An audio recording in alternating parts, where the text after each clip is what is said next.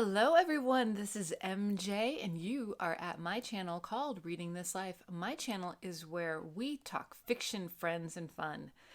Today, it's my January wrap-up, ranked. Stay tuned. And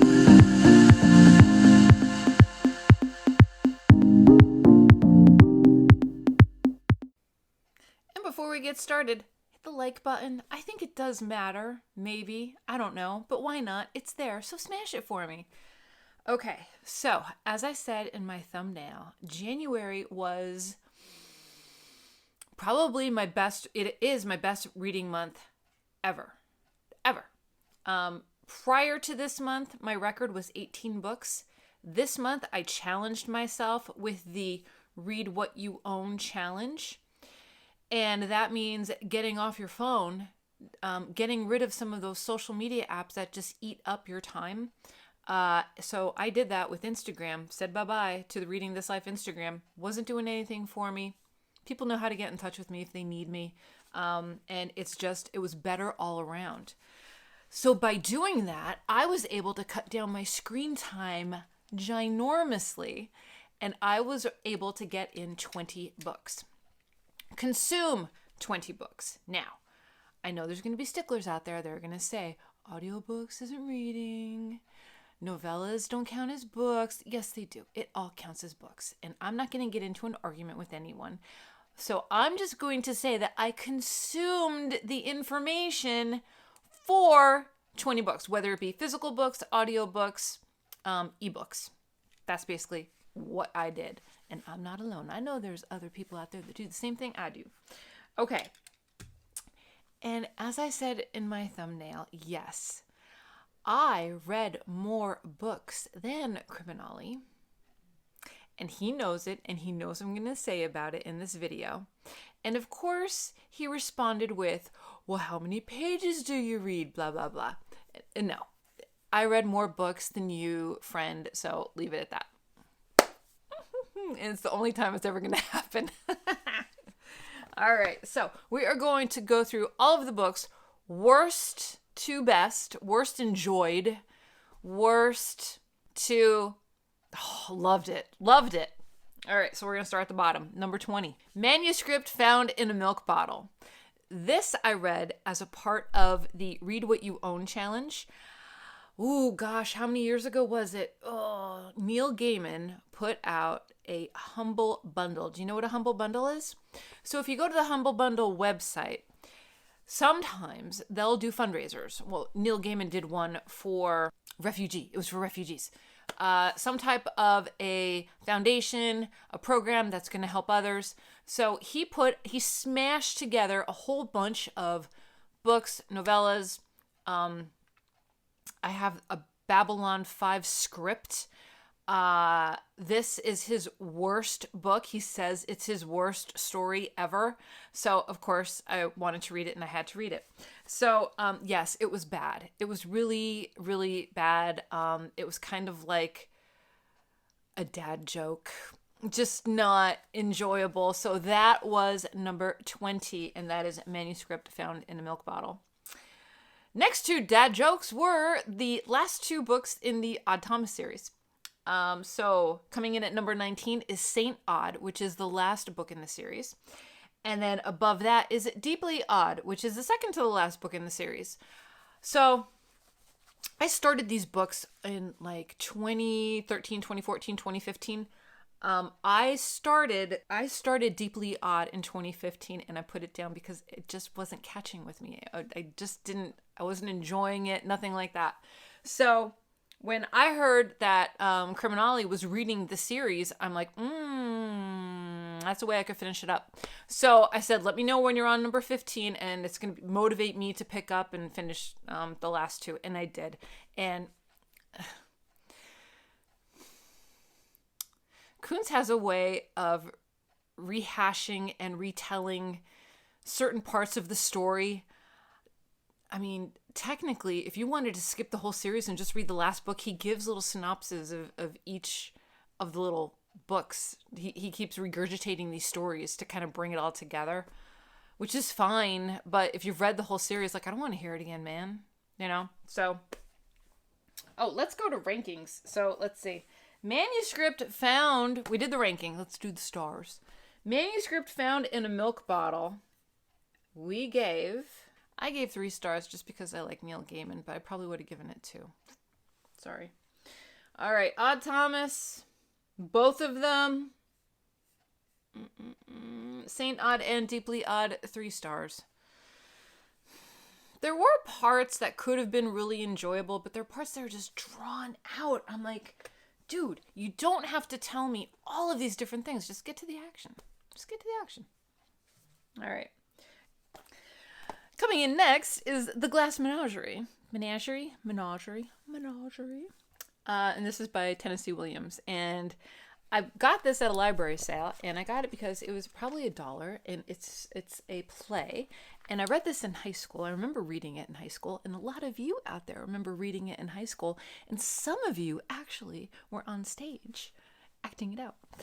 So I wanted to revisit it, and it was fine. I mean, it's good.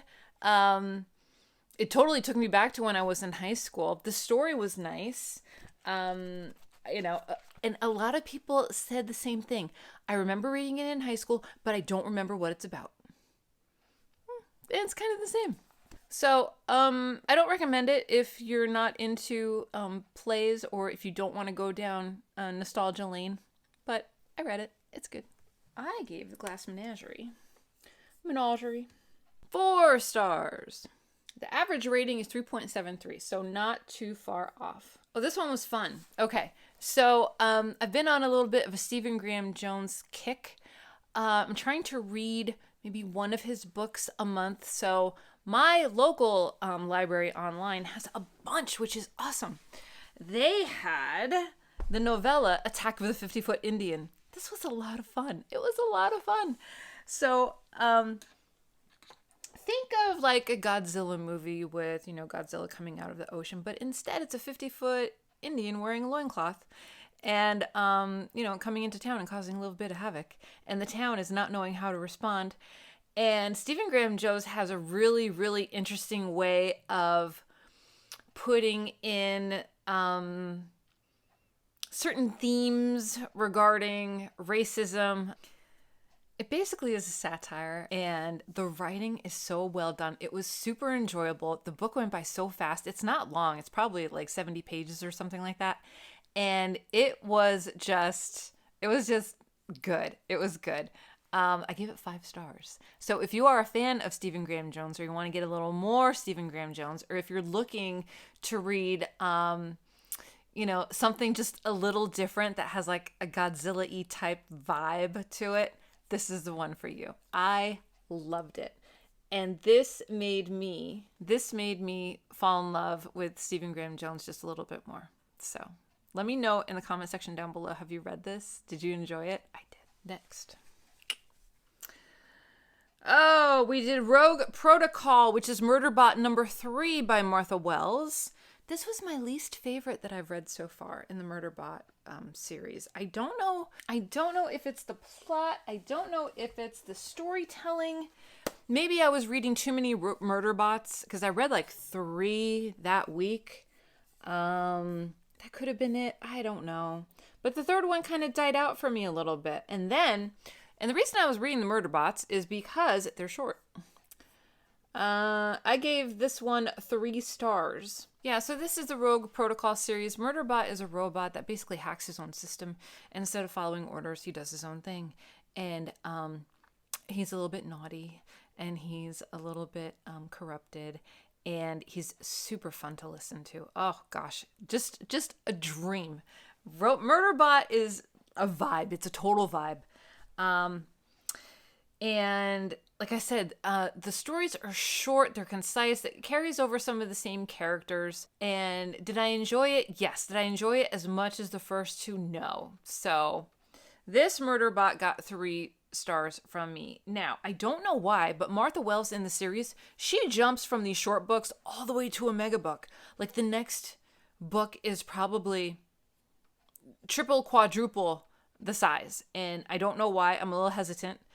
So I really need to want to read another Murderbot one to dive into that series. I'm not sure how many books there are in the series, but There's quite a few. Okay. So that was number 14. Next was Chandelier. And I don't know if I have my copy of Chandelier here. I don't know where it's at. Chandelier I picked up at Independent Bookstore Day last year. It was a free book that came out. And of course, I'm going to pick up a free book.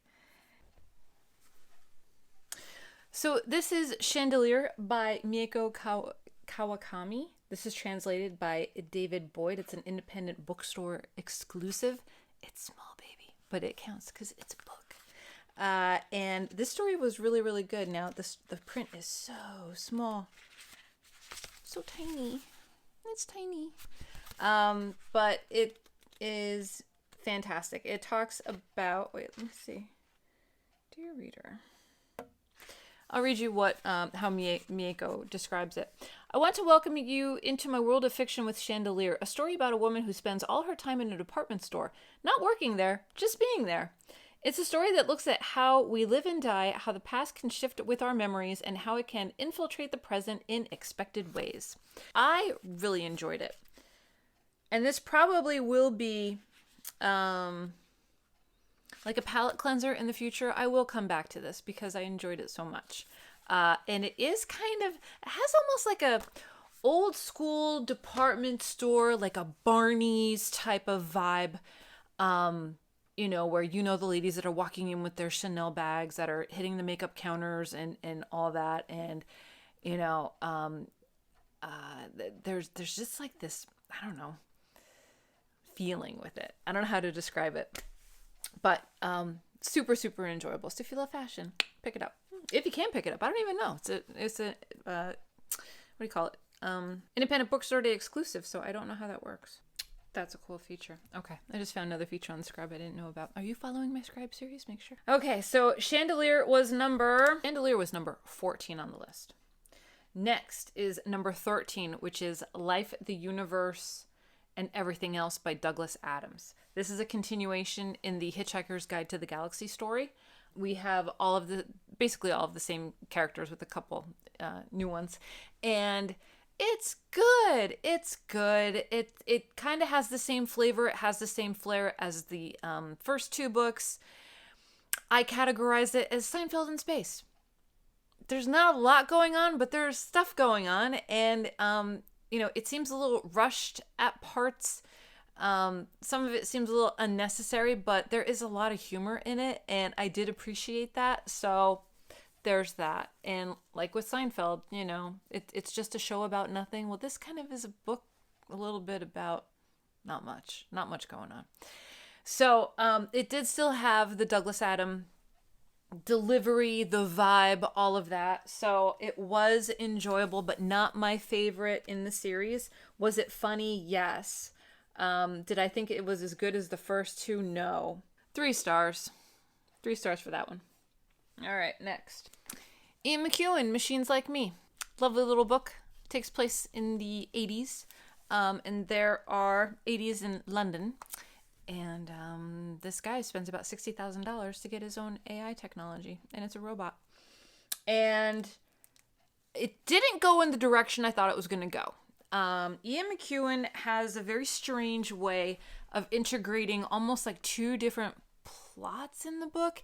He kept going back to Margaret Thatcher and all of the issues, that may have been discussed about Margaret Thatcher and the Falkland Islands. And it kind of didn't...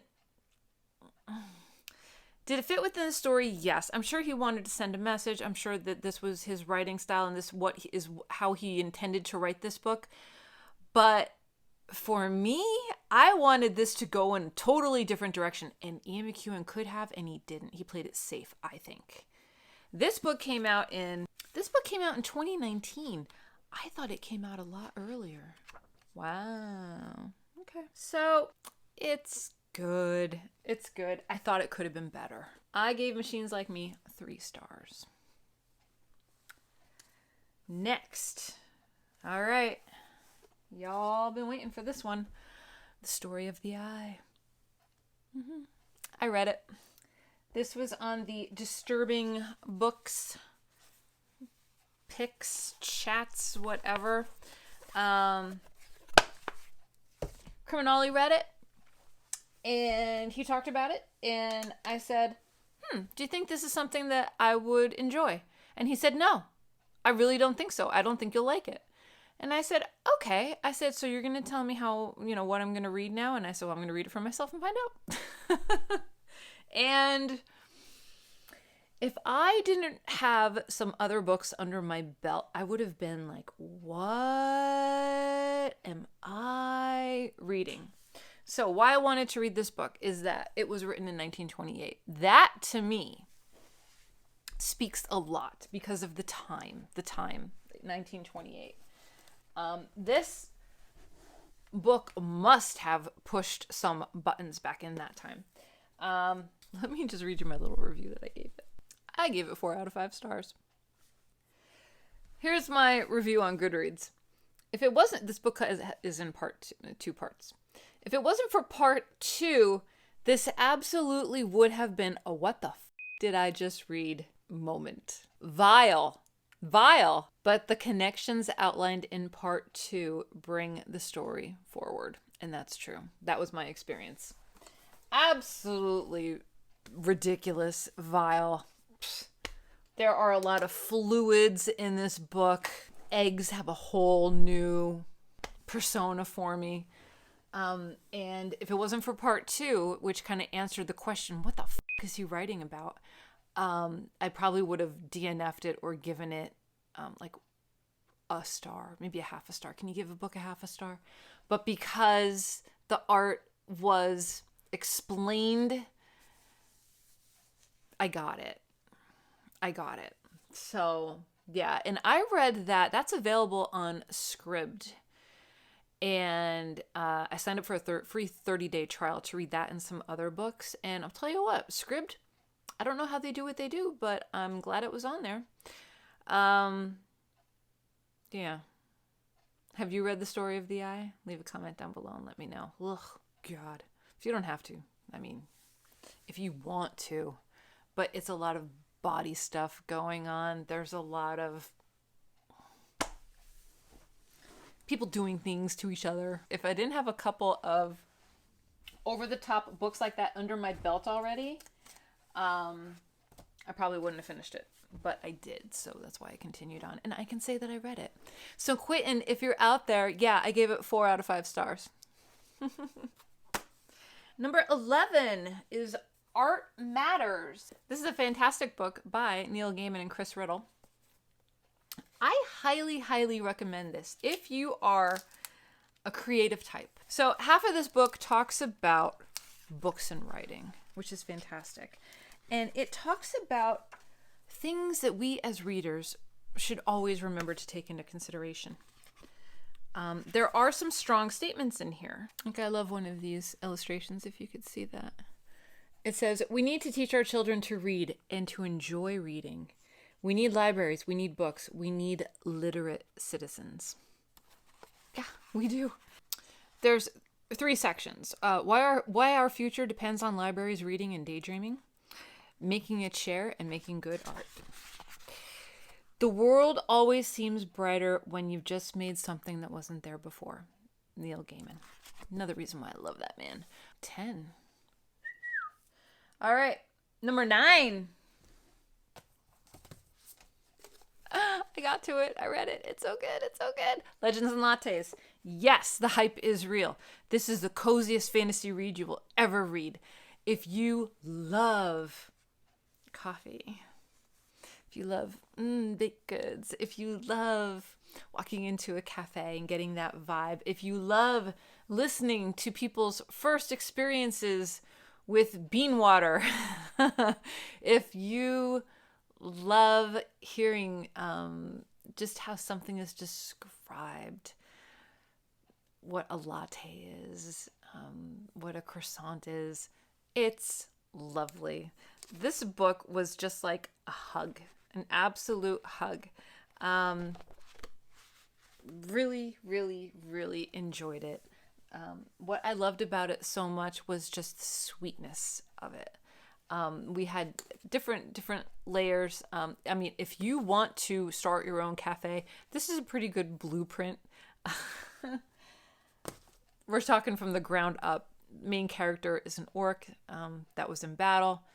Orc retires. She has this goal that she wants to calm down, and she wants to open a cafe because someone introduced her to the magic of bean water coffee. And so she does, and there's a little bit of struggle with getting it open, and then it takes off, and there's all these different relationships that happen, and it's just nice. So when people say, yes, it's a cozy fantasy, I absolutely agree with them 1,000%. It is a cozy fantasy, and it's so good. It's good. 4 out of 5 stars. All Systems Red, Murderbot #1. That's the first in the Martha Wells series. Fantastic. That's when we really get introduced to Murderbot, and he really tells you what he's thinking. That one we gave, where's Murderbot #1? 4 out of 5 stars. Wonderful. Then we have Once There Were Wolves. This had so many layers to it. We had a little bit of a mystery. We have some ecology. We have a little bit of a love story. We have some family drama. Really, really well done. I enjoyed it. Now, I had this book of the month for a long time, and I finally got to it. And it was good. There were some twists and turns that I did not expect. It was great. I know some people really enjoyed it. There are some parts that could be cringy. Some animal euthanasia has to happen, as well as a dog gets attacked. So, know that going into it, that there are some sticky points. Watson was not pleased with that at all. That's written by Charlotte McConaghy, and I gave it 3 stars. I think because there was just so much going on. We had so many different parts of the book happening. I wish we could have just stuck to 1 or 2 plot points and just left it at that. Then we get up to Artificial Condition, Murderbot #2, Martha Wells. That was really good. That's my highest rated Murderbot book. And the reason why is because Murderbot shows more of his personality. He talks about all the different characters come into play. He is a little more aggressive. He is a little more out there. And I believe there's an introduction of a sex bot. Not 100% on that, if I recall correctly. But very, very enjoyable, super fast paced, lots of action going on.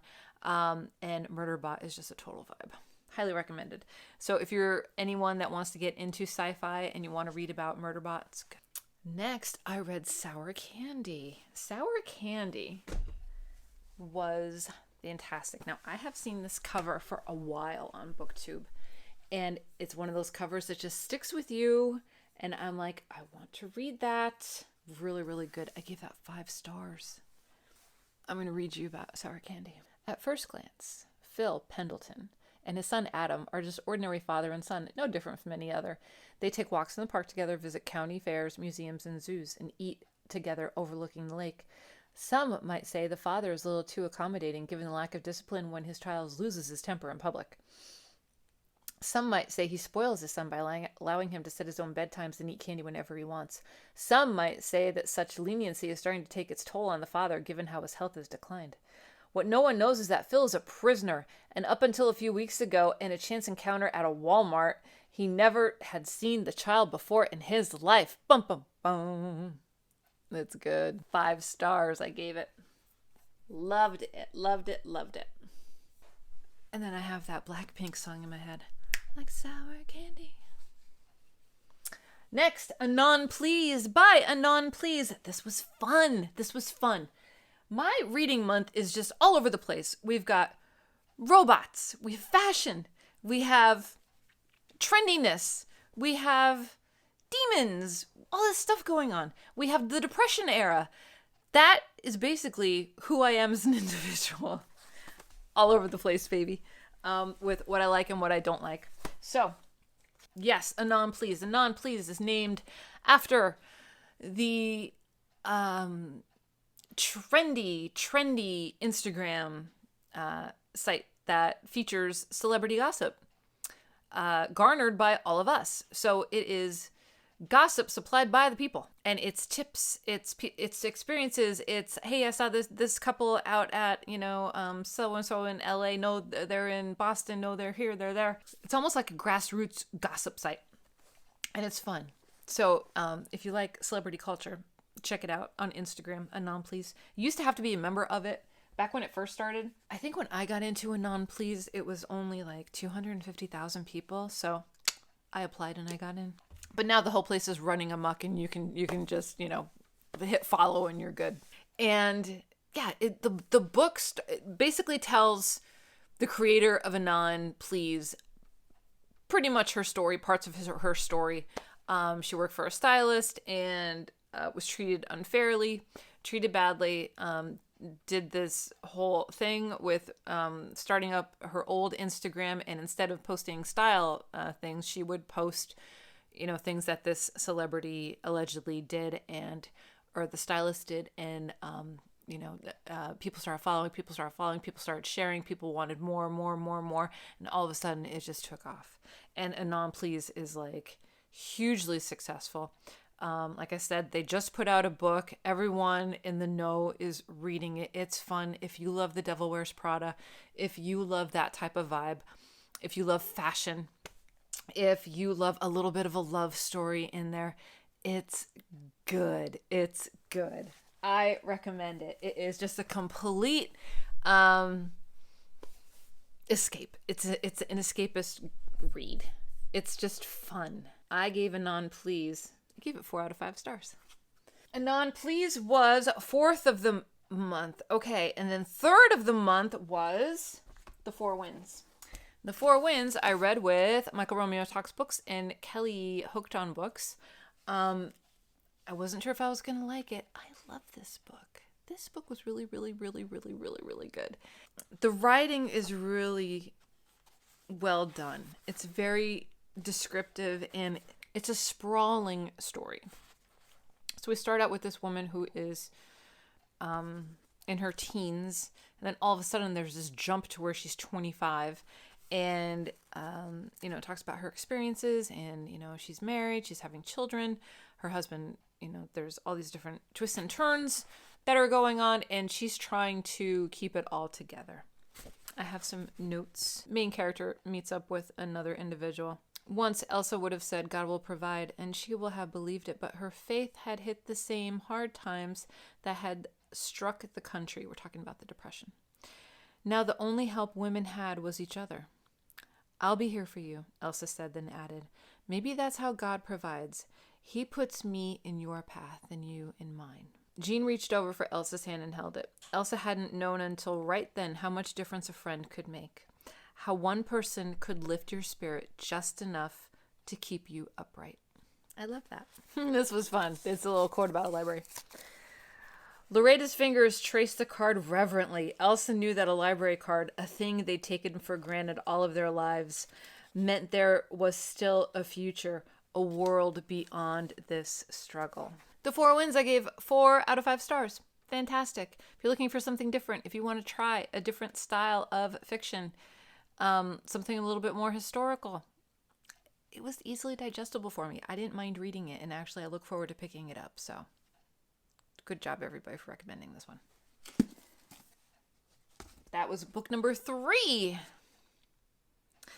Book number 2, Stella Maris. Book number 1, book number 2, Stella Maris. Book number 1, The Passenger. Cormac McCarthy got the first and second books of the month for me. I had the most wonderful experience with these books. I can't wait to read them again. So many questions. I'm not sure exactly what Cormac was doing. It seems as if he's getting ready to sign off. And I don't think I've ever been as glued to an audiobook as I was with this one, because I was taking notes and I wasn't doing anything else. I was actively listening and taking notes because the production was so well done. And I chose to do the audiobook because I know how Cormac McCarthy writes, and I didn't want to get frustrated with how he writes. So I thought this would be a good way to be introduced to the material.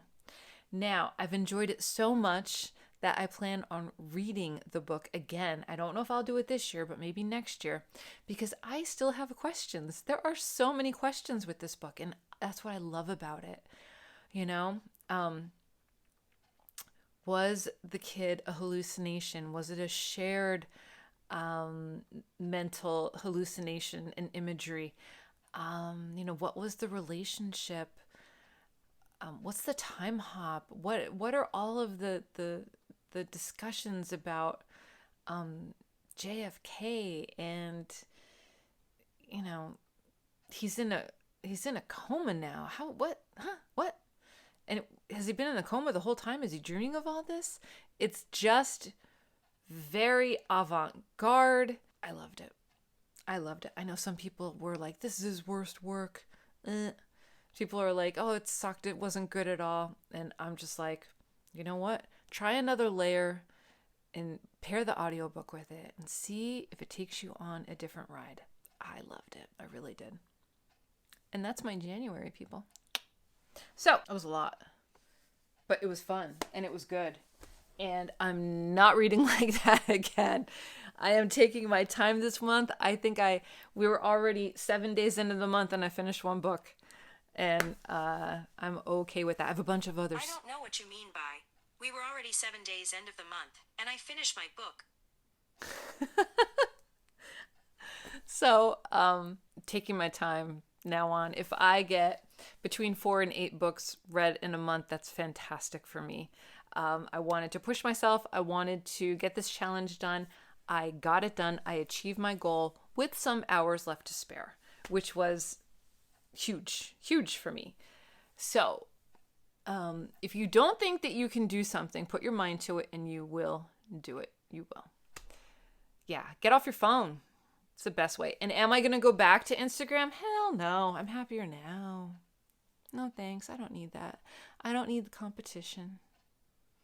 And I don't need to be wondering about, you know, who's following me, who's this creepy guy that's trying to slide into my DMs? You know, who are these people that want to represent me? No thanks. I'm over all that. Thank you very much. And like I said, the way anyone can reach me is by hopping on my Discord. I'm there a lot.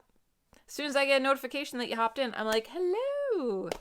So if you're interested in having bookish chats with awesome viewers and subscribers, hop into my Discord. It's free. Got nothing to lose except having a good time and making friendships. All right. That's January. It's a wrap. 20 books, baby. Awesome. All right. Now I have to put all these books back to where I got them from. This month, I know I have 7 lined up. I'm sorry to say that my library called and I have 2 holds that just came in. So, I'll be reading those along with my little TBR that I set up. Yeah, I really think January was like a total moody month. And I loved it.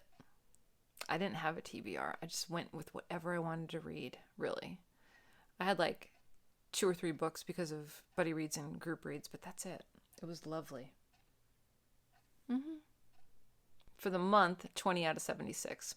That's a pretty good head start. I think Goodreads has told me I'm 13 books ahead of schedule. That's the most it's ever been, like ever. All right, everyone, that's it. That's our relaxed chit chat. I hope you're all doing well. Thank you so much for hanging out. If you are still with me, leave me the cup of coffee emoji in the comment section down below so I know you made it to the end. And thank you so much for watching. It's been awesome spending time with you. I hope you are taking care of yourself. I hope that you are taking care of yourself so you can take care of others. Can't pour from an empty cup, you know. And I will see you in my next video, whether it be sooner or later. So until next time, everyone, goodbye for now.